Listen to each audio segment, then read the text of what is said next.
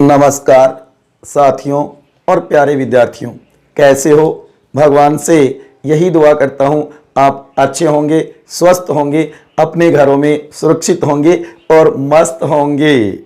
साथियों, हम बात कर रहे थे भारतीय संविधान के भाग, जो क्रम से हम देख रहे थे। कई मेरे प्यारे विद्यार्थियों को कई दिनों से इंतजार था कि होशियार जी सर ने आगे के भाग तो करवाए नहीं, जो बार बार कहते हैं, दावा भी करते हैं कि मैं 22 के 22 भाग कंप्लीट करवाऊंगा। हाँ प्यारे विद्यार्थियों, मैं कंप्लीट जरूर करवाऊंगा। हो सकता है थोड़ा समय लग सकता है। तो आज उसी क्रम में भारत का जो संविधान है उसका भाग हम देखेंगे 16, जो कि भाग 15 तक हमने कंप्लीट कर लिए। भाग 1 से लेकर के और 15 भाग तक हमने एक एक अनुच्छेद क्रम से और शब्द से देखे हैं, जो आगामी भविष्य में आपके बहुत काम आएंगे। साथियों, उन्हें अच्छी तरीके से नोट कर लेना अपनी नोटबुक में और तैयार कर लेना, क्योंकि भारतीय राज्य व्यवस्था, इंडियन पॉलिटी सिस्टम अगर आप पढ़ोगे तो वहां भारतीय संविधान आपको जरूर पढ़ना होगा। इसलिए भाग 1 से लेकर के और भाग 22 तक कंप्लीट पढ़ लोगे तो भारतीय राज्य व्यवस्था आपके अच्छी प्रकार से समझ में आ जाएगी। साथियों, ठीक है ना, आगे मेरी बात समझ में।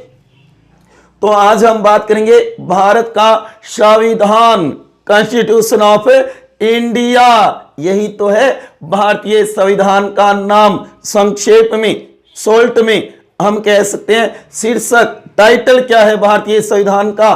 तो भारत का संविधान है अनुच्छेद 393 में। आगे ना बात समझ में। तो आज हम किसकी बात करेंगे? भाग 16 की बात करेंगे। 15 तक हमने पढ़ लिए। साथियों और मेरे प्यारे विद्यार्थियों, अगर आपने वो भाग नहीं देखे तो आप मेरे YouTube चैनल पे जाकर के प्ले लिस्ट के अंदर देख सकते हो। और आपको अगर वो बढ़िया लगे, अच्छे लगे, तो उसे ज्यादा से ज्यादा शेयर भी कर देना। साथियों, हाँ, आपकी ये शिकायत बार बार जरूर रहती है कि सर, जैसे आप ऑफलाइन के अंदर पढ़ाते हो, चाहे वो आप कहोगे महाविद्यालय, कॉलेज में या कोचिंग सेंटर में, वैसे आप YouTube पे नहीं पढ़ाते। ये आपकी बात बहुत ही सही है। लेकिन साथियों, मैं बार बार कहता हूं, मैं रोचकता लाना भी चाहता हूं, लेकिन YouTube के ऊपर रोचकता नहीं आती, क्योंकि कैमरे को पढ़ाना पड़ता है, जो कि वहां तो मेरे प्यारे स्टूडेंट होते हैं जिनसे मैं रूबरू होता रहता हूं, और क्लास का माहौल भी तो अलग होता है, जो कि एंजॉय करके हंसी मजाक तरीके से हम पढ़ते हैं। ठीक है ना साथियों, लेकिन आपको इसे तैयार करना होगा, और मैं ये विश्वास भी दिलाता हूं कि आपके पास में बहुत ही बढ़िया और अच्छा मैटर पहुंचा रहा हूं। बस आप अपनी तैयारी को निरंतर जारी रखिए, कभी भी अपनी तैयारी में कमी मत आने देना। जब तक आपको आपका लक्ष्य नहीं मिल जाता है, मंजिल नहीं मिल जाती है, उस समय तक अच्छी तैयारी करते रहो। एक दिन जरूर आएगा जब आपको सफलता मिलेगी, ये मैं आपको विश्वास भी दिलाता हूं और मेरा दावा भी है। ठीक है ना साथियों, जो मैं बार बार कहता हूं, तू चाहे तो हौसलों से रुके तस्वीर मोड़ दे, डगमग नाव किस्मत की बुलंदियों से जोड़ दे, लक्ष्य अटल कदम मिलाकर चल, सफलता कदम चूमेगी, आज नहीं तो कल सफलता जरूर मिलेगी। बस आप समय को पहचानो।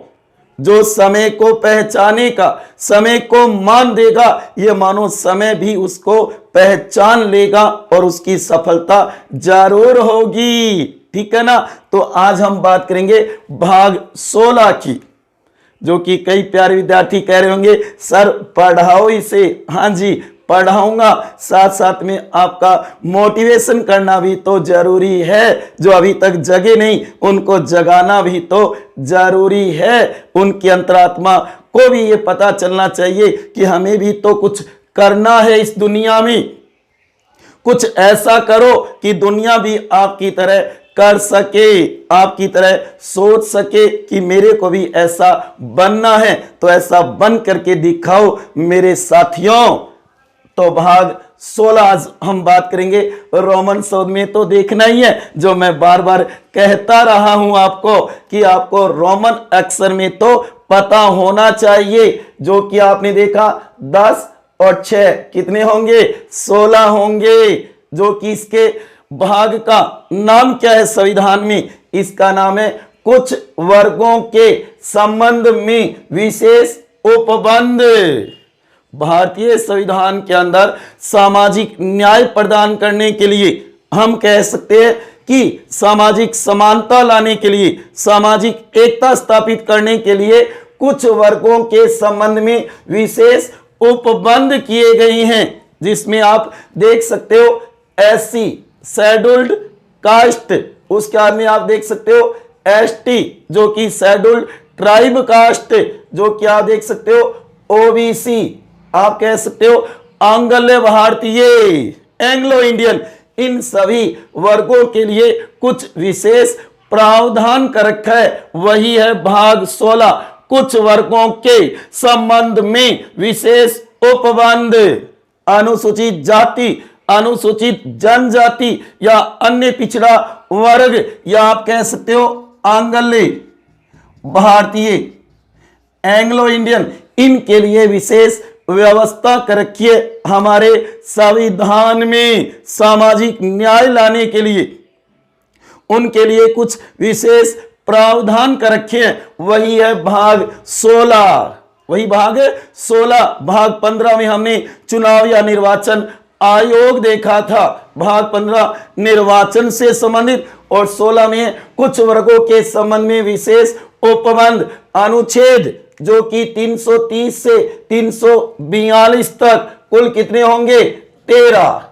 कुल कितने होंगे, देखो कई मेरे प्यारे विद्यार्थी पहले ही बता रही हैं, जिनको बहुत ही ज्यादा अग्रता हो रही है, कहने का लो जिनको ज्यादा उत्सुकता है, जिज्ञासा है, वो देखो इस वीडियो को कितनी रोचक तरीके से देख रही हैं, और उनके आगे फायदा भी बहुत होगा। ये मैं बार बार आपको कह भी रहा हूं। ये अनुच्छेद तैयार कर लो, जो हमने अनुच्छेद 1 से शुरू किए थे, और ये मानो कि आज हम 342 तक कंप्लीट कर लेंगे।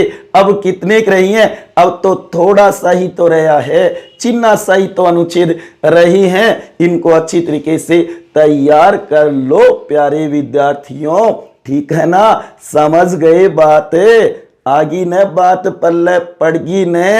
हाँ, तो कहने का लाओ 330 से 342 तक कुछ वर्गों के संबंध में विशेष उपबंध दिए गए हैं, क्योंकि इससे पहले हमने 329 तक निर्वाचन के बारे में देखा था, 324 से 329 तक।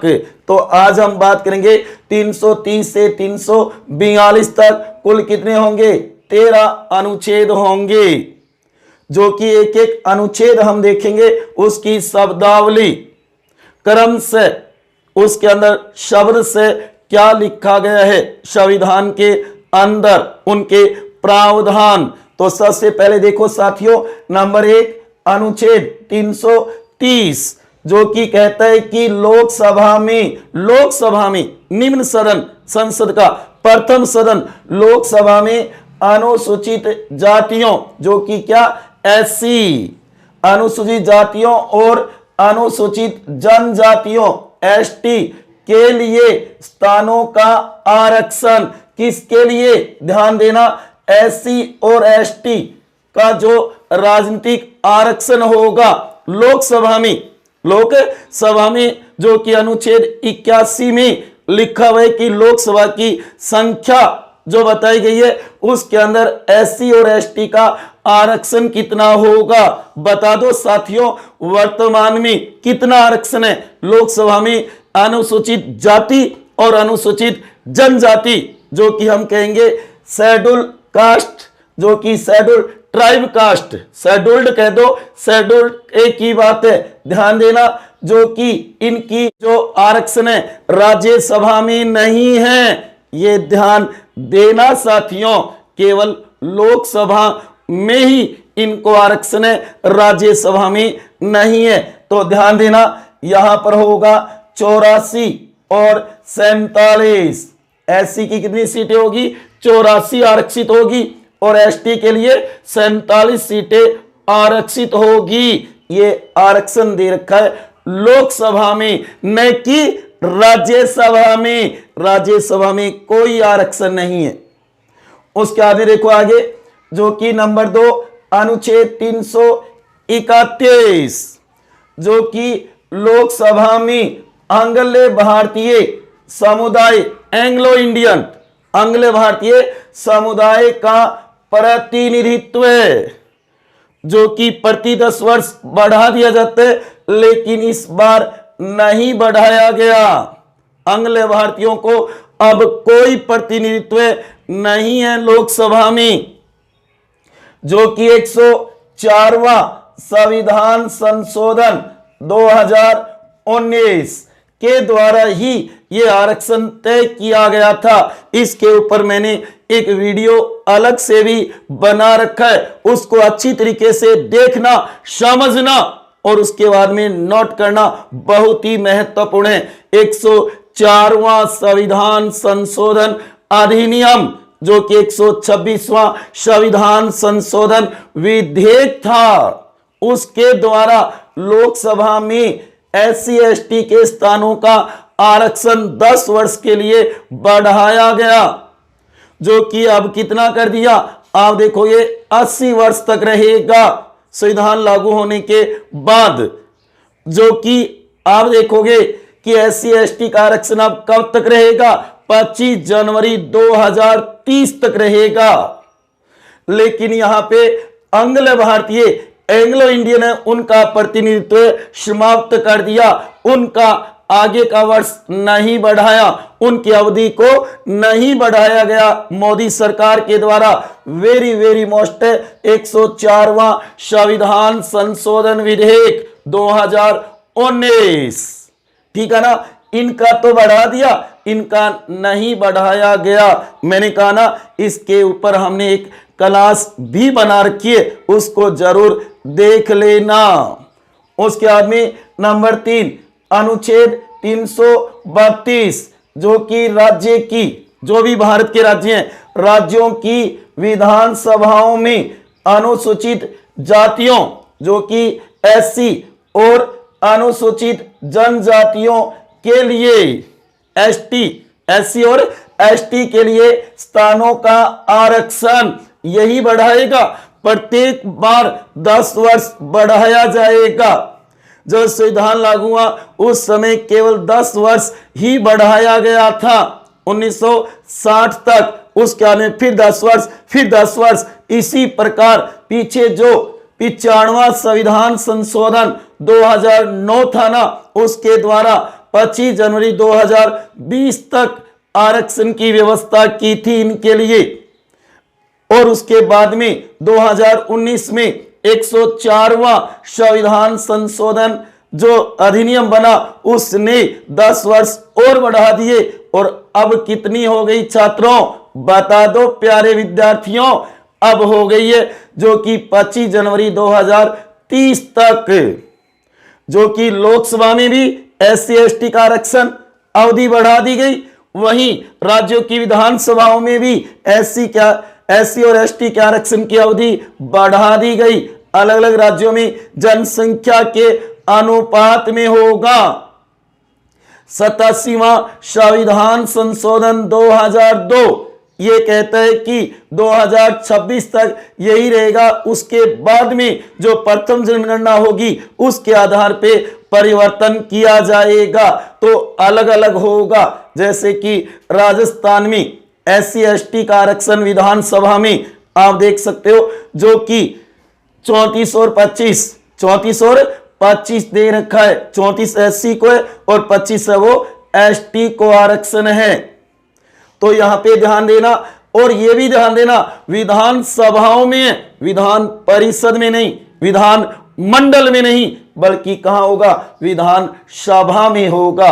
और इसके द्वारा ही होगा, इसके द्वारा ही होगा। कहने का मतलब 330 में लोकसभा में, 331 में लोकसभा में आंग्ल भारतीयों को जो अब हटा दिया, उसकी अवधि नहीं बढ़ाई गई, और 332 में राज्यों की विधानसभाओं में, और वहीं आप देखोगे 333 जो अगला क्रम है नंबर 4 अनुच्छेद 333 राज्यों की विधानसभाओं में आंग्ल भारतीय समुदाय का प्रतिनिधित्व जो अब हटा दिया गया। सेम यही बात होगी।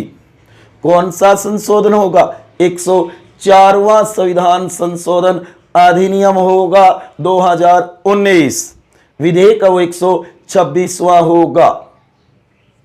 तो यहां पर भी जो कहते कि किसी राज्य में एंग्लो इंडियन आंग्ल भारतीयों को प्रतिनिधित्व नहीं है तो वहां पर राज्यपाल एक सदस्य को एंग्लो इंडियन को नियुक्त कर सकता है, मनोनीत कर सकता है, लेकिन अब नहीं करेगा, अब नहीं करेगा। यह व्यवस्था हटा दी गई है, उनकी ये मानो अवधि नहीं बढ़ाई गई मोदी सरकार के द्वारा, इस संशोधन के द्वारा। तो इस तरीके से तैयार कर सकते हो। 330 में लोकसभा में SC ST का आरक्षण है, 331 में लोकसभा में आंग्ल भारतीयों का आरक्षण जो अब नहीं है, उसके बाद में 332 जो कि राज्य विधानसभाओं में SC ST का आरक्षण है। अभी भी आप देखो अलग अलग राज्यों में जनसंख्या के आधार पे होगा। वहीं 333 में आंग्ल भारतीयों को राज्यों की विधानसभा में आरक्षण जो अब नहीं है, अब नहीं है, इनकी अवधि नहीं बढ़ाई गई। आ गई बात समझ में? पल्ले पड़ी को नहीं पड़ी, समझ गए? इन चारों को तो अच्छी तरीके से तैयार कर लेना साथियों। आगे ना बात समझ में? ये 104वां संविधान संशोधन अधिनियम जरूर तैयार कर लेना 2019, क्योंकि इन चारों से इसी का संबंध है, इन चारों का इसी से संबंध है। लेकिन याद रखना आंग्ल भारतीय जो दोनों जगह उनको हटा दिया गया, उनकी अवधि नहीं बढ़ाई गई, जबकि लोकसभा में, राज्यसभा में नहीं है, विधानसभाओं में जबकि विधान परिषदों में नहीं है आरक्षण की व्यवस्था। ये हम कह सकते हैं राजनीतिक आरक्षण है। एक तो शिक्षण संस्थाओं में प्रवेश को लेकर के होता है, एक आप देखो सरकारी नौकरियों में आरक्षण होता है, और एक राजनीतिक आरक्षण। हम कह सकते हैं कि भारत में 3 प्रकार का आरक्षण है। तो यहां पर आप देखोगे ये राजनीतिक आरक्षण कह सकते हैं हम। आगे बात समझ में? तो इस तरीके से इन्हें तैयार कर लेना। कहना कुछ वर्गों के संबंध में विशेष उपबंध है, SC ST OBC आंग्ल भारतीयों के लिए ये भाग 16 प्रावधान करता है, विशेष उपबंध करता है। आगे के बात समझ में? ठीक है ना साथियों? पल्ले पढ़े को नहीं पढ़े। कैसे लग रही है हमारी क्लास? अगर आपको अच्छी लग रही है तो ज्यादा से ज्यादा शेयर कर देना, कहीं बोर तो नहीं हो रहे ना, बता दो मेरे साथियों। ठीक है? हाँ जी, आगे देखो। उसके बाद में नंबर 5 अनुच्छेद 334 जो कि आप देखोगे स्थानों के आरक्षण और विशेष प्रतिनिधित्व का 80 वर्ष के पश्चात न रहना। यहां पे ध्यान देना, ये 80 वर्ष पहले नहीं, इसके द्वारा, किसके द्वारा? 104वें संविधान संशोधन 2019 के द्वारा ये शब्द लिखा गया। कहने का मतलब यही है कि ऊपर वाले जो स्थानों का आरक्षण और विशेष प्रतिनिधित्व है ना, उसको बढ़ा करके 80 वर्ष तक कर दिया। कहने के पश्चात न रहना, उसके बाद में दोबारा संशोधन करना होगा अगर उसे आगे बढ़ाना है तो। आगे बात समझ में?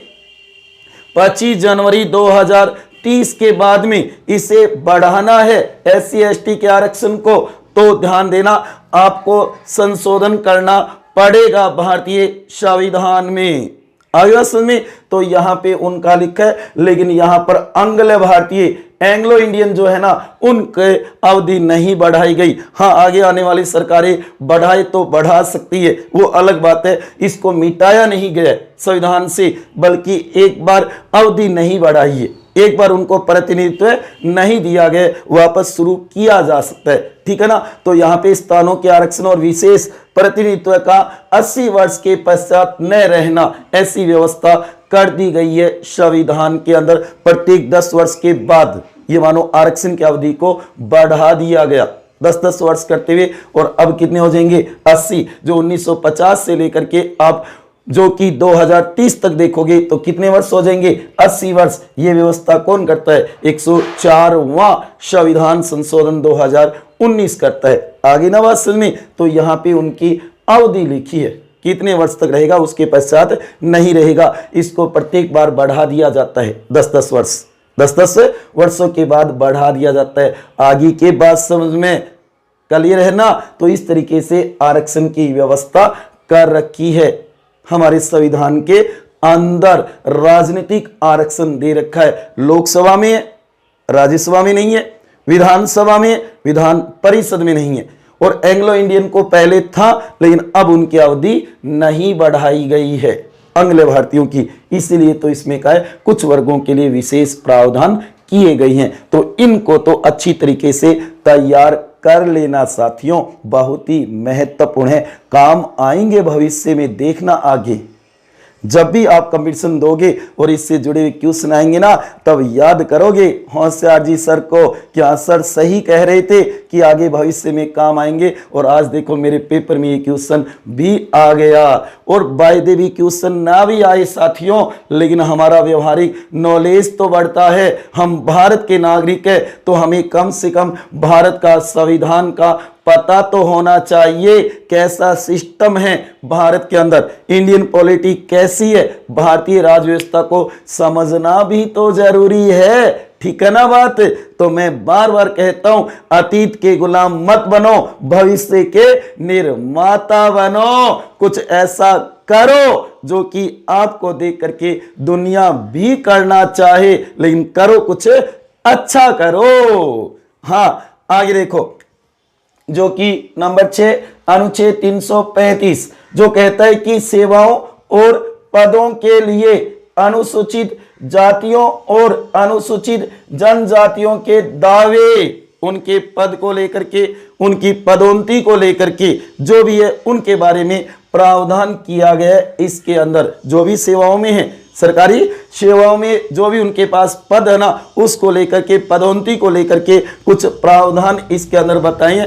एससी और एसटी, शेड्यूल्ड कास्ट और शेड्यूल्ड ट्राइब कास्ट, एससी और एसटी। और बता देता हूं कि इन सभी को कहां परिभाषित किया गया है, बता दो साथियों, इन सभी को परिभाषित कहां पे किया है, भारतीय संविधान के अंदर। अति महत्वपूर्ण क्वेश्चन निकल सकता है कि आंग्ल भारतीय कौन होंगे, अनुसूचित जातियां कौन होगी, अनुसूचित जनजातियां कौन होगी, अन्य पिछड़ा वर्ग कौन होगा। तो ये सभी परिभाषित कहां पे किया है संविधान में, बता दो मेरे साथियों। तो यहां पे नोट करना, इन सभी को परिभाषित, परिभाषा, इन सभी की परिभाषा ध्यान देना 366 के अनुच्छेद में है। 366 के अनुच्छेद में इन सभी की परिभाषा बताई गई है, नोट कर लेना, अति महत्वपूर्ण है। आ गई ना बात समझ में, बता दो, पल्ले पढ़े को नहीं पढ़े, आज हरी क्लास थारे, बता दो ना, खुश होना। हाँ आगे देखो, नंबर 7 अनुच्छेद 336 जो कि कुछ सेवाओं में आंग्ल भारतीय समुदाय के लिए विशेष उपबंध जो उस समय किए गए थे, जब ये मानो कि संविधान लागू हुआ उसके 2 वर्ष की वही नियम रहेंगे जो पहले थे, भारत की आजादी से पहले जो नियम थे वही नियम रहेंगे आंग्ल भारतीयों के लिए, जो कि हम कहेंगे रेल के अंदर है, चाहे आप कहोगे डाक विभाग में, तार विभाग में जो उस समय के कर्मचारी थे उनकी सेवाओं को उसी तरीके से प्रावधान रहेगा। और 2 वर्ष के दौरान क्या होगा, 2 वर्ष, उसके बाद में 10% कमी कर दी जाएगी, 10% कमी होती जाएगी और 10 वर्ष के बाद उनका प्रतिनिधित्व समाप्त कर दिया जाएगा। ऐसी व्यवस्था की है। जब भारत आजाद हुआ उस समय आंग्ल भारतीय, एंग्लो इंडियन जिन पदों पे सेवा कर रहे थे, जिन पदों पे कार्य कर रहे थे, उनके लिए कहा गया था कि आगामी जो 2 वर्ष होंगे उनकी नियुक्ति उन्हीं के आधार पे जो कि पीछे हो रही थी, आजादी से पहले जो उनके नियम थे ना वही नियम रहेंगे संविधान के प्रारंभ होने के बाद 2 वर्ष। उसके बाद में कहते हैं कि प्रति 2 वर्ष के बाद उनमें 10% कमी कर दी जाएगी, कटौती कर दी जाएगी और 10 वर्ष के बाद उनका प्रतिनिधित्व समाप्त कर दिया जाएगा। ऐसी व्यवस्था की थी उस समय, क्योंकि उस समय जब भारत आजाद हुआ था तो उस समय आंग्ल भारतीय कई सेवाओं में कई पदों पे कार्य कर रहे थे, तो उनका रहना भी जरूरी था। एक बार आई के बाद समझ में एक बार उनको जरूर रखा गया था।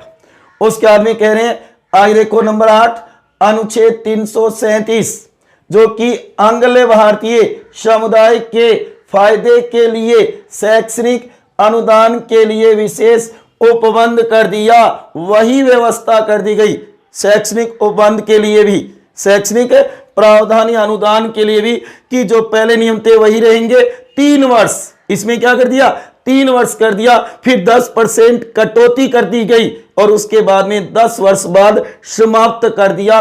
उनका प्रतिनिधित्व समाप्त होंगे, 10 वर्ष के बाद उनका प्रतिनिधित्व समाप्त होगा। ऐसी व्यवस्था किए, ज्यादा महत्वपूर्ण नहीं है साथियों, ज्यादा मत सोचना कि ये कैसे तैयार करेंगे। जो अति महत्वपूर्ण है वो अंत में मैं बता दूंगा। कई मेरे प्यारे विद्यार्थी सोच भी रही हैं कि सर हमें सारे नहीं, केवल मोस्ट बता दो।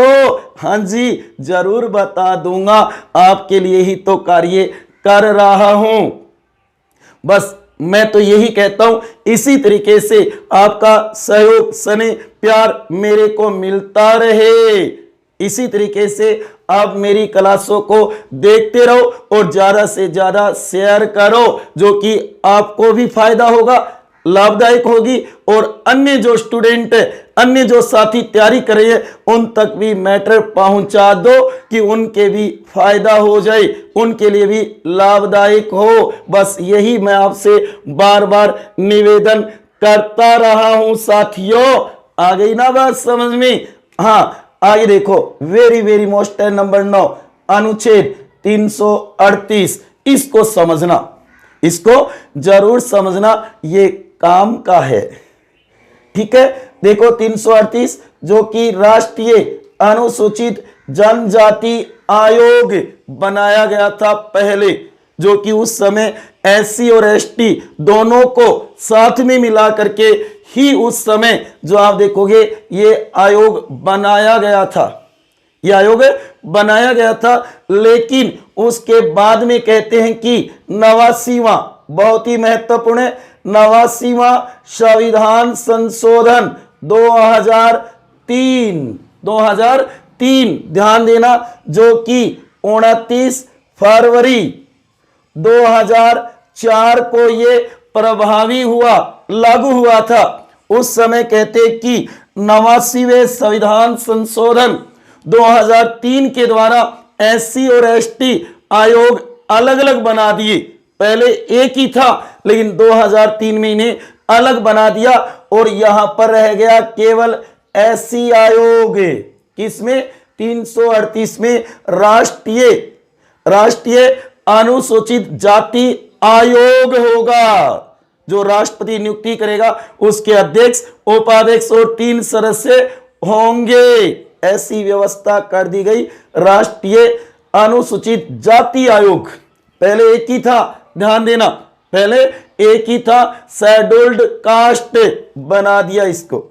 उसके बाद में जो कि अनुच्छेद 338 के या ए कह सकते हो, अल्फाबेट में बड़ा आएगा ए, जो कि आप देखोगे अंत है स्थापना अनुसूचित जनजाति के लिए राष्ट्रीय आयोग, जो कि 338 के अंदर, अनुच्छेद 338 के तहत अंत स्थापन करते हुए, उसके अंदर ही अंत स्थापन करते हुए अनुसूचित जनजाति के लिए राष्ट्रीय आयोग बना दिया एसटी। ध्यान देना, ये बन गया कब? 2003 में दोनों को अलग कर दिया। यहां तो होगा राष्ट्रीय अनुसूचित जाति आयोग एससी और यहां पे होगा, ध्यान देना, जो कि अनुसूचित जनजाति आयोग बनेगा राष्ट्रीय, नेशनल।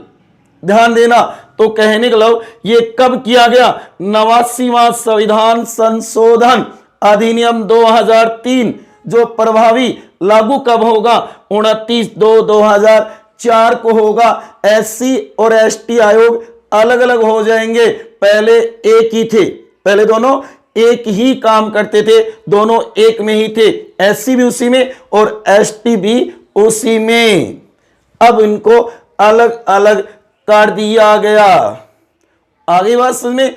उसके बाद में 338 ख या बी, अल्फाबेट में बड़ी बी होगी, B for boy, B for ball. हाँ जी, जो आप देखोगे राष्ट्रीय अन्य पिछड़ा वर्ग आयोग ओबीसी, यहां पे आ जाएगा संवैधानिक। ये देख रहे थे आप, बार बार सोच भी रहे होंगे कि सर ने यहां ओबीसी लिखा हुआ है, जो कि ओबीसी का यहां तक तो जिक्र ही नहीं हुआ, चर्चा ही नहीं हुई। हाँ जी, पहले चर्चा नहीं हुई लेकिन यहां पे कर दी गई। ध्यान देना, जो कि नरेंद्र मोदी सरकार ने 102वां संविधान संशोधन अधिनियम 2018, कौन सा होगा? 102वां संविधान संशोधन होगा 2018 में, जो कि राष्ट्रीय अन्य पिछड़ा वर्ग आयोग है, उसे भी संवैधानिक दर्जा दे दिया। वो था तो पहले भी, लेकिन संवैधानिक नहीं था, अब उसका संविधान में उल्लेख कर दिया। इसलिए ध्यान देना, एससी, एसटी और ओबीसी आयोग तीनों ही संवैधानिक है। अल्पसंख्यक आयोग संवैधानिक नहीं, गैर संवैधानिक होगा। संवैधानिक वो जिनका संविधान में उल्लेख हो, चाहे वो पहले हो चाहे बाद में संशोधन के द्वारा जोड़े गए हों, वो सभी संवैधानिक कहलाएंगे। जिनका संविधान में उल्लेख है, संविधान में वर्णन है, और जिनका संविधान में वर्णन नहीं, वो क्या कहलाएंगे? गैर संवैधानिक कहलाएंगे। तो इसलिए ध्यान देना, ओबीसी आयोग है वो भी यहां देखोगे राष्ट्रीय अन्य पिछड़ा वर्ग आयोग है, वो 102वें संविधान संशोधन 2018 के द्वारा संवैधानिक बन गया। इन तीनों को तैयार कर लेना अति महत्वपूर्ण है, very very very most important है। जबकि इनके अध्यक्ष और सदस्यों की नियुक्ति कौन करेगा? राष्ट्रपति करेगा। कौन करेगा? राष्ट्रपति करेगा। और ये अपने अपने क्षेत्र में कार्य करेंगे और अपनी रिपोर्ट भी किसको? राष्ट्रपति को देंगे, वार्षिक प्रतिवेदन। और राष्ट्रपति उन वार्षिक प्रतिवेदनों को कहां प्रस्तुत करेगा? ध्यान देना, संसद के सदनों के समक्ष पेश करेगा, प्रस्तुत करेगा। आगे के बाद समझ में बहुत ही महत्वपूर्ण है, इन तीनों को अच्छी तरीके से तैयार कर लेना। आगे बात समझ में। अब देखो आगे नंबर 10, अनुच्छेद 339 जो कहता है कि अनुसूचित क्षेत्रों के प्रशासन और अनुसूचित जनजाति के कल्याण के बारे में संघ का नियंत्रण, संघ ऐसे कानून बनाएगी उनके नियंत्रण के लिए, उनके प्रशासन के लिए। कौन सा? अनुसूचित क्षेत्रों या अनुसूचित जनजाति क्षेत्रों, उनका प्रशासन और उनके कल्याण के बारे में नियम बनाएगी, विधि बनाएगी, ऐसे प्रावधान बनाएगी जो राष्ट्रपति से भी अनुमति ली जाएगी। ऐसे प्रावधान होंगे और उनके आधार पे उनका प्रशासन चलाया जाएगा, उनका कल्याण किया जाएगा। ठीक है, आगे देखो नंबर 11, अनुच्छेद 340 जो कि पिछड़े वर्गों की दशाओं के अन्वेषण के लिए आयोग की नियुक्ति, जो कि अब जरूरत है ही नहीं, जो कि पहले जब राष्ट्रीय अन्य पिछड़ा वर्ग आयोग नहीं बना था उससे पहले की बात हम कह सकते हैं कि राष्ट्रपति पिछड़े वर्गों की दशाओं की अन्वेषण खोज के लिए सामाजिक और शैक्षणिक दृष्टि से जो आप देखो पिछड़े हुए है ना, उनकी जांच करने के लिए आयोग की नियुक्ति कर सकता है। जैसे कि 1953 में काका कालेलकर की अध्यक्षता में काका कालेलकर आयोग बनाया गया। उसी प्रकार 1978 में मंडल आयोग बनाया गया, वीपी मंडल की अध्यक्षता में, तो इस तरीके से राष्ट्रपति बना सकता है पिछड़े वर्गों की जांच करने के लिए, अन्वेषण के लिए। और ये आयोग अपनी रिपोर्ट देगा राष्ट्रपति को अपनी सिफारिश से किसे पेश करेगा? राष्ट्रपति को। और राष्ट्रपति उन सिफारिशों को किसके समक्ष प्रस्तुत करेगा? संसद के समक्ष, संसद के सदनों के समक्ष प्रस्तुत करेगा। लेकिन अब मानो कि इसका कोई ज्यादा महत्व नहीं है, क्योंकि अब तो राष्ट्रीय अन्य पिछड़ा वर्ग आयोग बन चुका है, जो कि संवैधानिक भी हो गया। हाँ, इसकी भी परिभाषा इसी में है, ध्यान देना, इसकी परिभाषा भी इसी में है, जो कि SC ST OBC आंग्ल भारतीय परिभाषा कहां पे है? 366 के अनुच्छेद में की गई है, चाहे वो बाद में जोड़ी गई हो, क्योंकि OBC वाली तो बाद में जोड़ी गई है 102वें संविधान संशोधन के द्वारा, और जो उससे पहले की हो। तो वही बात है कि जहां प्रावधान यहां बदलेगा तो यहां पर भी बदलेगा। ठीक है, आगे बात समझ में। अब देखो आगे नंबर 12 अनुच्छेद 341, जो कि अनुसूचित जातियां, ध्यान देना, जो कि SC शेड्यूल्ड कास्ट, अनुसूचित जातियां कौन सी होगी ये कौन तय करेगा? याद रखना, very very very very very very most important question है, जो कि राष्ट्रपति करेगा, चाहे वो भारत के किसी राज्य में या संघ राज्य क्षेत्र में, केंद्र शासित प्रदेश में, और वहां के राज्यपाल से परामर्श करके राष्ट्रपति ही घोषित करेगा कि ये जाति अनुसूचित जाति में आती है, ये अनुसूचित जाति है। ऐसी अधिसूचना जारी करेगा कौन? राष्ट्रपति। नोट कर लेना, ये क्वेश्चन बहुत बार आता है कि भारत के अंदर अनुसूचित जातियां घोषित करने का, अधिसूचना जारी करने का अधिकार किसका? राष्ट्रपति का, राष्ट्रपति का, राष्ट्रपति का। ठीक है, और उसके बाद में जो कि संसद विधि बना करके और उसको सम्मिलित कर देगी, जो कि उनकी जो लिस्ट होगी देश की, उसके अंदर शामिल कर देगी कि हाँ भी ये जाति है वो अनुसूचित जातियों में शामिल है। ये काम कौन करेगी? संसद। जबकि उसकी अधिसूचना जारी कौन करेगा? राष्ट्रपति। क्योंकि इसके अंदर 1 और 2, जो कि 1 में तो राष्ट्रपति वाली बात है कि राष्ट्रपति भारत के किसी राज्य या संघ शासित क्षेत्र से, जो कि राज्यपाल का परामर्श करके अधिसूचना जारी करके उस जाति को अनुसूचित जाति घोषित कर देगा, और उसके बाद में उसे शामिल कौन करेगा? क्योंकि संविधान में परिवर्तन कौन करता है साथियों? संविधान में बदलाव कौन करेगा? संसद। तो संविधान में बदलाव तो मानता ही है। क्यों साथियों, आया समझ में? बोस पार्टी तो बनती है।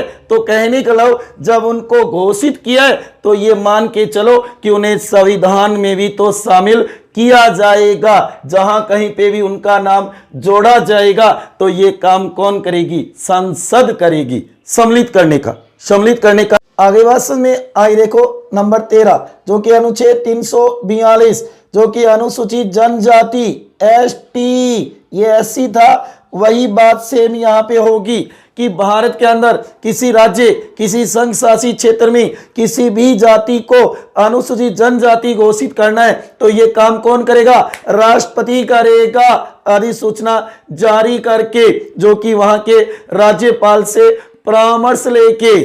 ठीक है, वही बात है यहाँ पे 1 में, सेम जो ऊपर आपने देखा अनुच्छेद 200, वही सेम बात है जो कि 341 में जो बात हमने देखी, 1 और 2 सेम यहीं पे बात है, जो कि राष्ट्रपति अधिसूचना जारी करेगा और संसद उसे संविधान में सम्मिलित करेगी, जोड़ेगी, शामिल करेगी। ठीक है, आगे बात में सेम वही बात होगी साथियों। तो अति महत्वपूर्ण है दोनों ही। अनुसूचित जातियां घोषित कौन करेगा?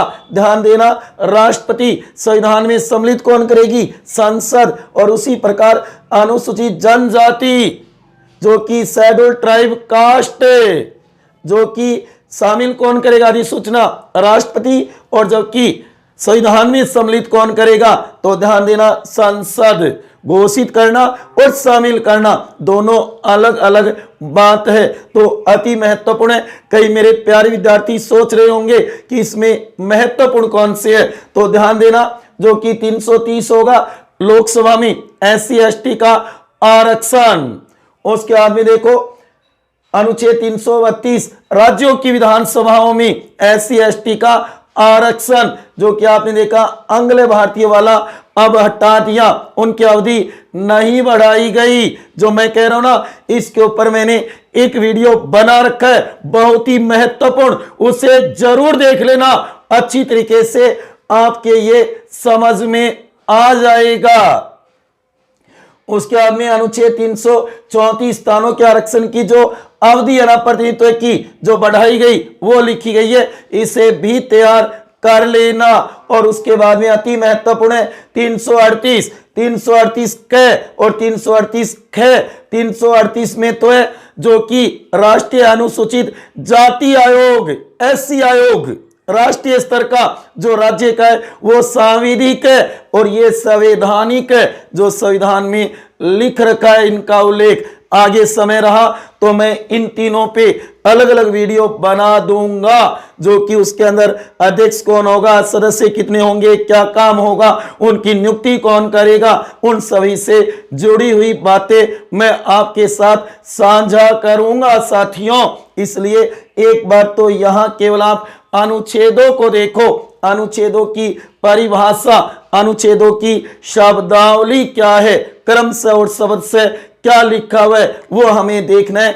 अनुच्छेद 330 से 342 तक, ठीक है ना, तो इन तीनों को जरूर तैयार कर लेना, अति महत्वपूर्ण है। SC आयोग, ST आयोग और OBC आयोग तीनों ही संवैधानिक है साथियों, तैयार कर लेना, ये मौका बार बार नहीं मिलेगा। मैं कहता हूं ना, ये जीवन आपको एक बार मिला है, कुछ ऐसा करके जाओ कि दुनिया वाले याद रखें। हमें अच्छी गवर्नमेंट जॉब प्राप्त करनी है तो अच्छी मेहनत करनी होगी, और अगर हमें एक अच्छा सभ्य इंसान बनना है तो भी हमें नॉलेज होना जरूरी है। तो इसलिए साथियों मेरा तो यही कहना है कि ज्यादा से ज्यादा मेहनत करो, मेहनत का कोई तोड़ नहीं है, कोई शॉर्टकट नहीं है। कई मेरे प्यारे विद्यार्थी सोचते होंगे सर कोई शॉर्टकट तरीका बता दो सफलता का। ना जी ना, सफलता का कोई शॉर्टकट नहीं होता, अच्छी लगातार और बढ़िया मेहनत करनी होगी, फिर देखो सफलता अपने आप शोर मचाएगी। तो मेरा तो यही मानना है साथियों, ज्यादा से ज्यादा मेहनत करो, तब मैं खुश हूं कि आप सफल हो जाओगे। मेरा एक उद्देश्य से आपकी सफलता, आपकी सफलता, मारो उद्देश्य से था की सफलता।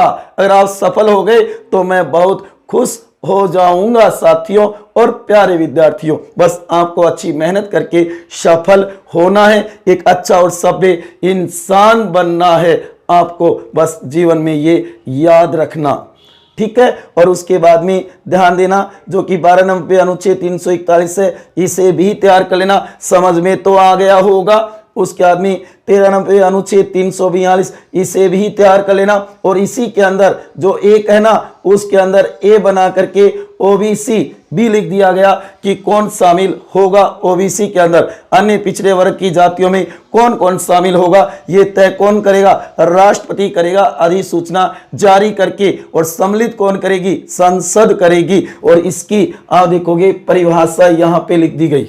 कहने का मतलब यही है कि 102वां संविधान संशोधन 3 जगह बदलाव करेगा। एक तो यहाँ पे आयोग को जोड़ देगा, फिर यहाँ पे राष्ट्रपति की अधिसूचना और संसद सम्मिलित होने की शक्ति बता देगा, और एक यहाँ पर इसकी परिभाषा बता देगा। इस तरीके से जरूर तैयार कर लेना। जहां तक मेरे को विश्वास है साथियों, प्यारे विद्यार्थियों, आपके अच्छी प्रकार से समझ में आया होगा। अगर आपको एक बार समझ नहीं आया तो इस वीडियो को दोबारा तिबारा जितनी बार आप देखोगे उतना आपके लिए फायदेमंद होगा, आप अच्छी तैयारी कर सकते हो, बहुत काम आएगा ये आगे भविष्य में साथियों। इसलिए ज्यादा से ज्यादा मेहनत करो। यहां केवल हमने अनुच्छेदों की ही बात की है। हाँ, अंदर का कुछ मैटर मैंने जरूर आपके सामने साझा किया है। अगर आपने अच्छी तरीके से सुना है, समझा है तो बहुत ही बढ़िया है। लेकिन एक बार आप इन अनुच्छेदों को तो तैयार कर सकते हो कि शब्द से क्रम से कैसे बताई गई हैं संविधान में, बैरक एक्ट में,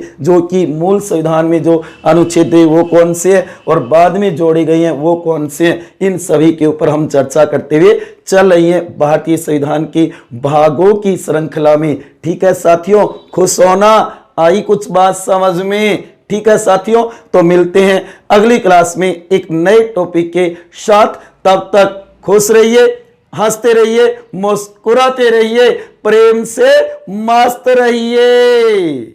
ओके साथियों, बहुत बहुत धन्यवाद जो आपने अपना कीमती समय निकाल करके ये क्लास देखिए, सुनिए और समझिए, जो आगामी भविष्य में आपके बहुत काम आएगी। इसी के साथ साथियों, जय हिंद, जय भारत, वंदे मातरम। ओके साथियों।